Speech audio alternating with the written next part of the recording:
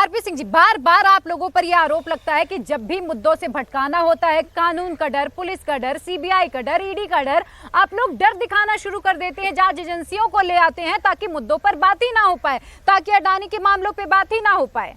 जवाहरलाल नेहरू खुद गए बाबा साहब को हराने के लिए, कैंपेन कर रहा है वहां पर, और 74,000 वोटों का घोटाला किया। बाबा साहब ने चिट्ठी लिखकर कहा कि मैं 15,000 से आ रहा हूँ, और 74,000 वोट इनवैलिड कर दिए इन लोगों ने, कांग्रेस से किए, और दूसरी बार फिर हराने की कोशिश करी। अरे रुकिए ना, दूसरी बार फिर हराने की कोशिश करी। यही नहीं, भारत रत्न खुद को दे दिए नेहरू जी ने, इंदिरा गांधी ने खुद को दे दिए, बाबा साहब को नहीं दिया। बाबा साहब को तब मिला जब भाजपा समर्थक सरकार आई। यही नहीं उनके, अरे रुकिए ना, एक रुकिए, अरे रुकिए ना, आप तो बोलो मत, आप तो बोलो मत, आप तो बोलो मत। आपके नेता गरीब शोषितों के राशन कार्ड के नाम पर रेप करते रहे, रेप, आपके नेता रेप करते रहे। बनना तो आपका तर्क क्या है? ब्रजभूषण कौन था? कुलदीप सेंगर चलिए ठीक है, अब नितेश जी, आनंद कौन था? नितेश जी को सुनिए, वो शांति से आप सबको सुन रहे हैं, प्लीज अब उन्हें सुनेगा, उन्हें पूरा मौका दूंगी मैं अब। अखिलेश यादव भी कह रहे हैं कि भाई माफी मांग लीजिए, माफी मांगने वाला तो बड़ा ही हो रहा है, लेकिन माफी किसको मांगनी चाहिए?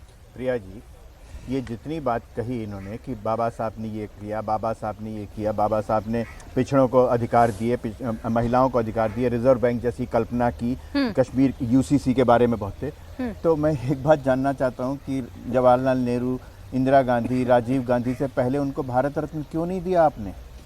इतने बड़े अच्छे आदमी थे, आप इतने गुणगान कर रहे हैं, तो सबसे पहले उनको दिया जाना चाहिए था।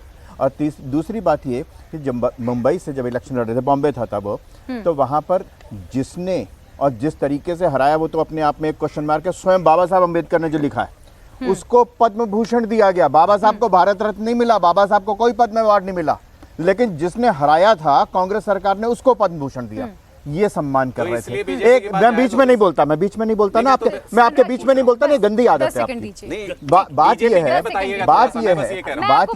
कांग्रेस के बारे में क्या कहा वो सब आपने बता दिया, लेफ्ट के बारे में क्या कहा वो सब आपने बता दिया, आपने ये नहीं बताया आप बताओ, आपके नेता ने कुरान शरीफ के पन्ने फाड़े का बाबा साहब की सोच एक तरफ का आपके नेता क्या है भाई, दोनों मैं बता देता हूं, मैं बता देता हूं, सुनिए फिर। जब वो मुंबई से इलेक्शन लड़ रहे थे, तो उनके पोलिंग एजेंट, चुनाव एजेंट कौन थे? जी कौन थे? नहीं आप बताइए ना। दत्तोपंत ठेंगड़ी, आरएसएस के प्रचारक, वो उनके चुनावी एजेंट थे, पोल एजेंट, पोलिंग एजेंट थे। समझे आप? आपका तर्क समझे क्या है? आप? मैं समझा। समझे आपका तर्क क्या है? इतना बहुत कांग्रेस ने गलत किया। आपका तर्क क्या है कि कांग्रेस ने वो किया इसलिए इनको छूट मिल गई अपमान करने की? निशिकांत दुबे जी कह रहे हैं कि जो इस वक्त राहुल गांधी कर रहे हैं, ये अर्बन नक्सल सोच होती है। देखिए, देश में चल क्या रहा है? गिरिराज किशोर जी और निशिकांत जी, भाजपा का जो एक टूल किट है ना, राहुल गिरिराज जी और निशिकांत दुबे जी, भाजपा का एक टूल किट है जो सक्रिय हो गया।